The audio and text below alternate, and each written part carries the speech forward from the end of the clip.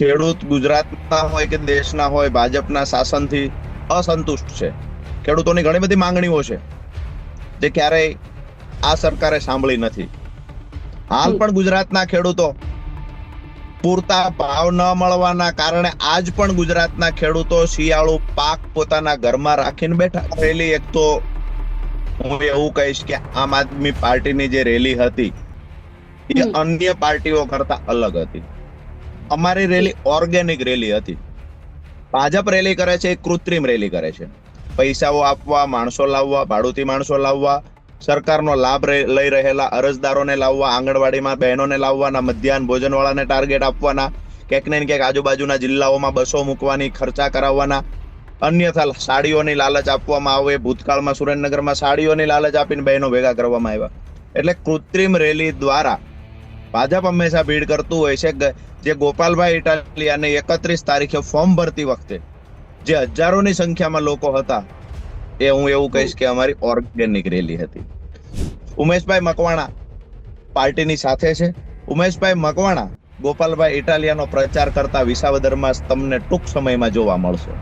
તમામ જગ્યાએ અમે કોંગ્રેસના ઉમેદવારોની સ્લીપો અમારા નેતાઓએ વહેંચી છે, પ્રચાર કર્યો છે, સભાઓ કરી છે, મત માંગવા અમારા નેતાઓ ગયા છે. તો ત્યારે આમ આદમી પાર્ટી સારી હતી. અત્યારે આમ આદમી પાર્ટી ત્યારે વિસાવદરમાં કોંગ્રેસે આપેલા કમિટમેન્ટ મુજબ જ્યારે વિસાવદરમાં આમ આદમી પાર્ટીએ ઉમેદવાર જાહેર કર્યો તો કોંગ્રેસના નેતા કહે છે કે અમે કમિટમેન્ટ નહીં. તો આ તો કમિટમેન્ટ તૂટ્યું ના કહેવાય, આ તો ગદ્દારી કહેવાય. વિષય એ છે, ઘણા નેતાઓ એવું કહેતા હોય કે અમારી લડાઈ ભાજપ સામેની છે. કોંગ્રેસ વિસાવદરમાં હરીફ નથી.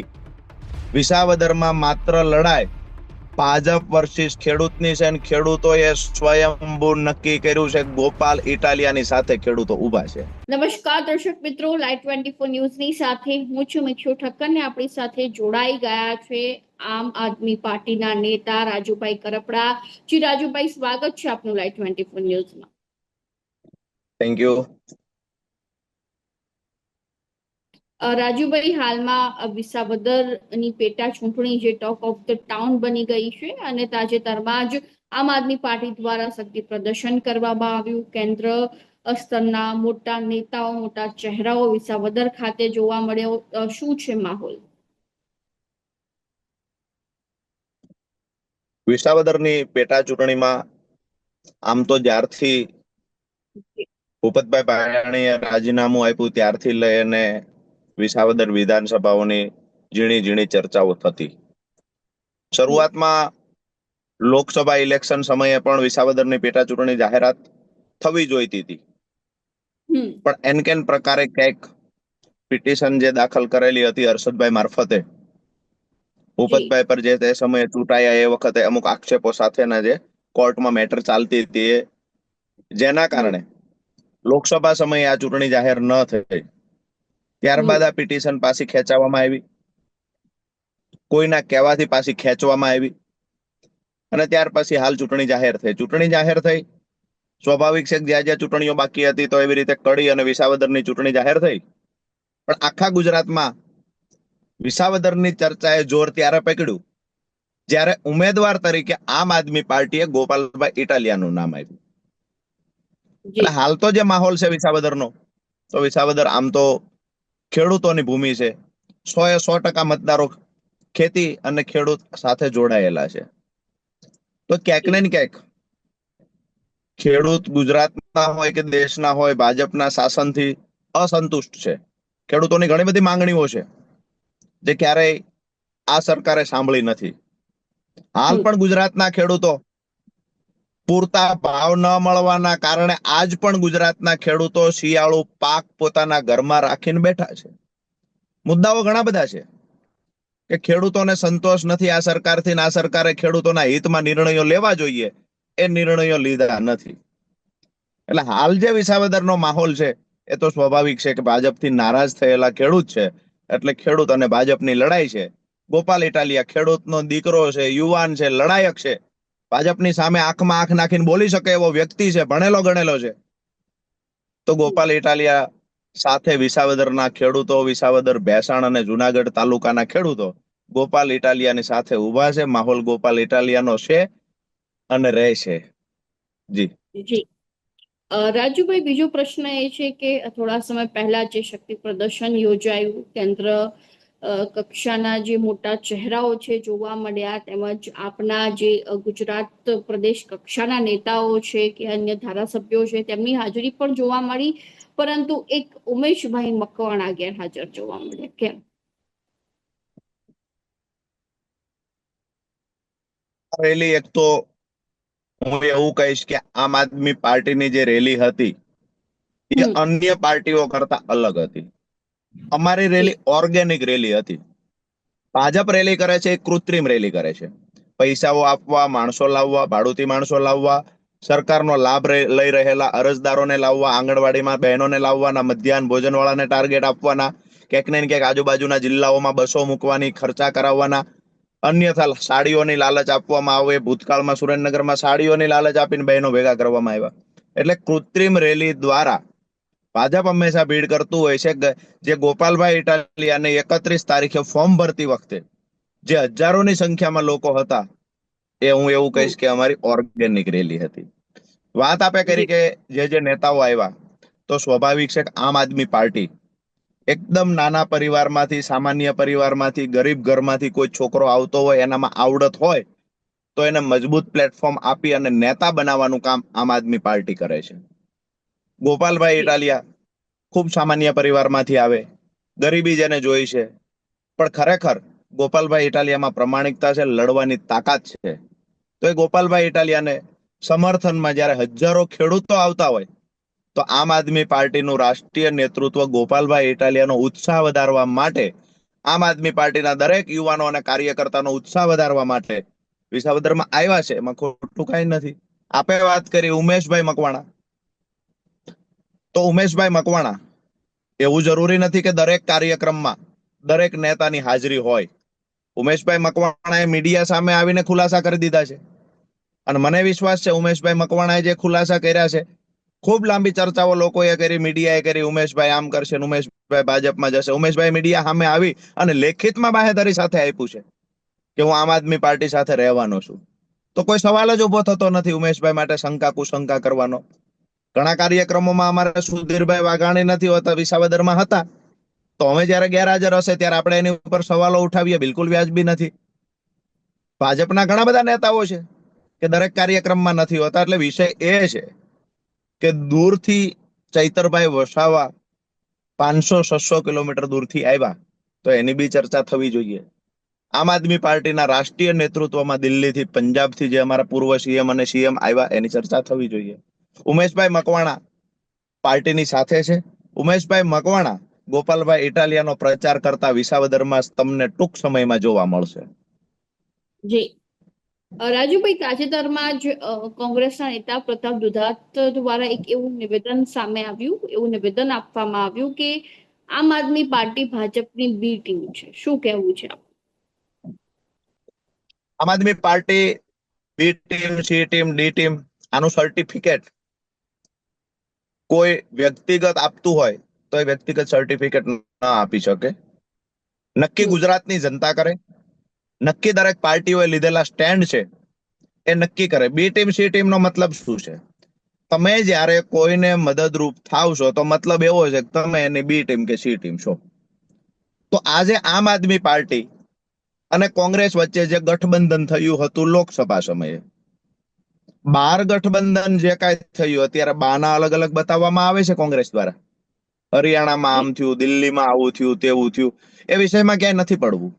સીધી વાત એ છે કે ગુજરાતની અંદર લોકસભા સમય અને લોકસભા પછી જે ચૂંટણીઓ આવી, આમ આદમી પાર્ટી અને કોંગ્રેસ દ્વારા, ગુજરાતના પ્રદેશ નેતાઓ દ્વારા જે નક્કી થયું હતું કે વિસાવદર આમ આદમી પાર્ટી લડશે, બાકીની ખાલી પડેલી સીટો પર કોંગ્રેસ લડશે, આમ આદમી હમ. પાર્ટીનું પ્રદેશ નેતૃત્વએ સહમત થયું.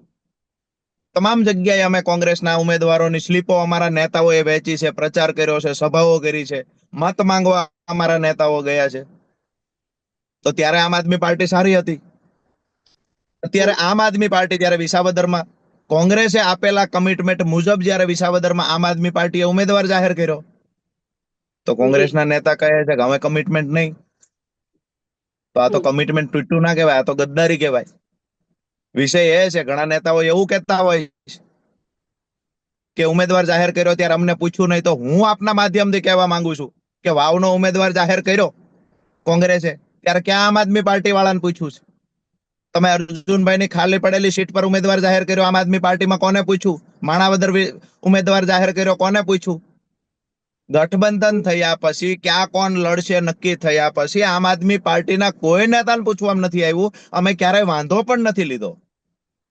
પણ સીધી વાત એ છે કે અત્યારે જ્યાં આમ આદમી પાર્ટીના ઉમેદવાર ગોપાલભાઈ ઇટાલિયા જીતી જશે આ ખબર પડી ભાજપને, એટલે ભાજપના કહેવા મુજબ હું એવું માનું છું કોંગ્રેસ આવી ગદ્દારી ક્યારેય ના કરી શકે. કોંગ્રેસના સંસ્કાર નથી આ ગદ્દારી કરવાના. કોંગ્રેસ એના કમિટમેન્ટ પર કાયમ ઊભી રહે. આગળ ગઠબંધન રાખવું ન રાખવું એ પછીની વાત છે. તોડી નાખ્યું તો તોડી નાખ્યું, પણ જ્યાં તમે કમિટમેન્ટ આપ્યું છે અને તમે જ્યારે આમ આદમી પાર્ટીનો લાભ લઈ લીધો છે, આમ આદમી પાર્ટીએ તમારા ઉમેદવારની સામે ઉમેદવાર ઉભો નથી રાખ્યો, તો તમારા આમ આદમી પાર્ટી સાથે ન રાખવો જોઈએ. આ સીધી વાત છે. પણ ઉમેદવાર તો રાખ્યો, પણ જાણે બોખલાઈ ગયા હોય એ રીતે મેં સભામાં જોયું અમુક નેતાઓ કે જે ભાજપ હારી જશે, જેના કારણે કોંગ્રેસના 2-5 ગણ્યા ગાંઠા નેતાઓ એવા છે એને પીડા થવા લાગી.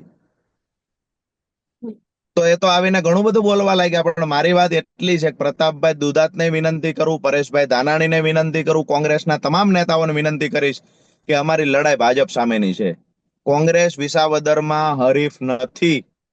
વિસાવદરમાં માત્ર લડાઈ ભાજપ વર્સિસ ખેડૂતની છે, અને ખેડૂતોએ સ્વયંભૂ નક્કી કર્યું છે ગોપાલ ઇટાલિયાની સાથે ખેડૂતો ઉભા છે. એટલે વિસાવદરની લડાઈ ભાજપ અને આમ આદમી પાર્ટી મતલબ ભાજપ અને ખેડૂતો વચ્ચેની લડાઈ છે. વિનંતી કરીએ કોંગ્રેસના નેતાને કે જેટલા ઊંડા હાથ નાખશો એટલો કાદવ નીકળશે. કોંગ્રેસના નેતાઓએ શું કર્યું શું ન કર્યું એમાં આપણે એટલે નથી પડવું. અને હું એવું માનું છું કે મોઢામાં આંગળીયું નાખી અને અમને બોલાવે પણ નહીં. અમારી લડાઈ ભાજપ સામે છે. અમારી લડાઈ આ દેશના, આ ગુજરાતના ખેડૂતોના હિત માટેની લડાઈ છે. ભાજપના કોઈ પણ નેતાઓ બોલશે તો એનો કાઉન્ટર જવાબ અમારી પાસે તૈયાર છે. ભાજપના નેતાઓ બોલી શકે એવી સ્થિતિમાં નથી, એટલા માટે વચ્ચે કોંગ્રેસ આવી અને બોલી રહી છે. ભાજપના નેતાઓ માટેના જવાબો તૈયાર છે. ભાજપના નેતાઓને જાહેરમાં કહીએ છીએ. આજે ઉમેદવારી કરતી વખતે ભાજપના ઉમેદવારે કહ્યું કે તમારે ધારાસભ્ય કેવો જોઈએ છે, ચિઠ્ઠી લખે એવો જોઈએ છે કે આવેદન પત્ર આપે એવો જોઈએ છે? મતલબ સાફ છે કે ભાજપના ઉમેદવારે સ્વીકાર્યું છે કે આમ આદમી પાર્ટી જ્યારે પણ લોકોને જરૂર પડે ત્યારે લોકોને અન્યાય થાય તો આવેદન પત્રો પાઠવે છે. આ તો ભાજપના ઉમેદવારે જાહેરમાં કહ્યું. હવે વાત રહી ચિઠ્ઠીની. ભાજપના નેતાઓને કહીએ છીએ કે 160 ધારાસભ્યો છે, કમોસમી વરસાદથી પાક નુકસાન થયું, એક પણ ધારાસભ્યએ ચિઠ્ઠી લખી હોય સરકારમાં કે અમારા વિસ્તારમાં તમે સહાય ચૂકવો, આવી એક પણ ચિઠ્ઠી લખી હોય તો ભાજપના નેતા મને બતાવે. સિંચાઈના પાણી માટે એક પણ ચિઠ્ઠી લખી હોય તો બતાવે. સ્ટેજ પરથી ચાવવા બોલવાની વાત અલગ છે, ગ્રાઉન્ડ પર અલગ છે. આ તો હાથીના દાંત જેવી ભાજપની વાત છે. ચાવવાના જુદા છે, બતાવવાના જુદા છે. જેને કરોડો રૂપિયાનો ગોટાળો સહકારી ક્ષેત્રમાં કર્યો છે એ આજે પ્રમાણિકતાની વાતો સ્ટેજ પર આવીને કરે છે. જે ભાજપે દબાઈ ગયેલી ભાજપ છે, જે ભાજપની પીડા થવી જોઈએ, ભાજપને પેટમાં દુખે છે અને દુખાવો બતાવવા માટે કોંગ્રેસના નેતા આવે છે. દુઃખ એ વાતનું છે કે આજે પીડા ભાજપને થવી જોઈએ એના બદલે કોંગ્રેસને થાય છે.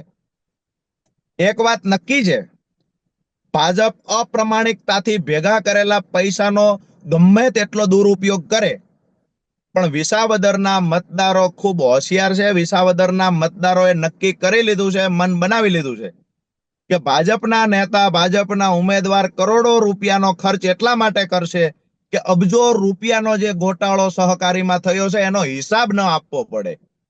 બહુ સમજવા જેવી વાત છે. ભાજપના ઉમેદવાર કરોડો રૂપિયાનો ખર્ચ કરવાના છે. રીઝન એટલું છે કે સહકારીમાં અરબો રૂપિયાનો ગોટાળો થયો છે. એટલે ક્યાંક ને ક્યાંક વિસાવદરના જે મતદારો છે એ બહુ સારી રીતે જાણે છે. કોંગ્રેસના નેતાઓ ગમે એટલા ભાજપની ઢાલ બનીને કામ કરે, પણ અમારો ઘા ભાજપના ઉમેદવાર નહીં સહન કરી શકે. પરિણામ આવશે તે દિવસે ગુલાલ ગોપાલ ઇટાલિયાનો ઉડશે આવું કમિટમેન્ટ વિસાવદર, ભેસાણ અને જુનાગઢ તાલુકાના મતદારોએ અમને આપી દીધું છે. જી રાજુભાઈ, બીજો પ્રશ્ન એ છે કે ભાજપ દ્વારા જે ઉમેદવારને ટિકિટ આપવામાં આવી છે, કિરીટ પટેલ, તેઓ પણ સહકારી ક્ષેત્ર સાથે જોડાયેલા છે. તેમજ જે જયેશ રાદડિયાને પ્રભારી બનાવવામાં આવ્યા છે, તે પણ તેમનો ખેડૂતો સાથે સંપર્ક સારો એવો છે. તો શું ગોપાલ ઇટાલિયાને એ નડતરરૂપ થશે? જયેશભાઈ રાદડિયા પણ ક્યાંક પીડાય છે. જવાબદારી ઘણા ટાઈમ પહેલા આપવામાં આવી છે જયેશભાઈને, તો આજે મેં વિસાવદરમાં જોયા છે. નંબર 2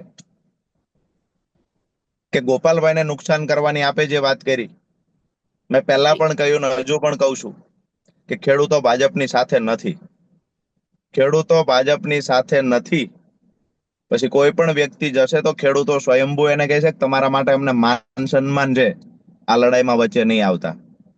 2012 પછી જ્યારે જ્યારે પણ ઉમેદવારો કોઈ અધર પાર્ટીમાંથી ચૂંટાઈને આવ્યા છે, એ ધારાસભ્યને ભાજપ લઈ ગઈ અને ફરી વખત ચૂંટણી આવે ત્યારે ભાજપની વિરુદ્ધમાં જ મતદાન કર્યું છે. તમને નવાઈ લાગશે, 12,000 મતનું ક્રોસ વોટિંગ વિસાવદર વિધાનસભાના મતદારોએ પૂર્વ મુખ્યમંત્રીના દીકરાને હરાવી 12,000 મતનું ક્રોસ વોટિંગ 2014માં આજ વિસાવદરમાં થયું છે. એટલે વિસાવદરના મતદારો કોઈની વાતમાં આવી જશે, કોઈના પૈસાની લાલચમાં આવી જશે કે 500 ગ્રામ ભજીયાની લાલચમાં આવી જશે, આ વિસાવદરના મતદારો નથી.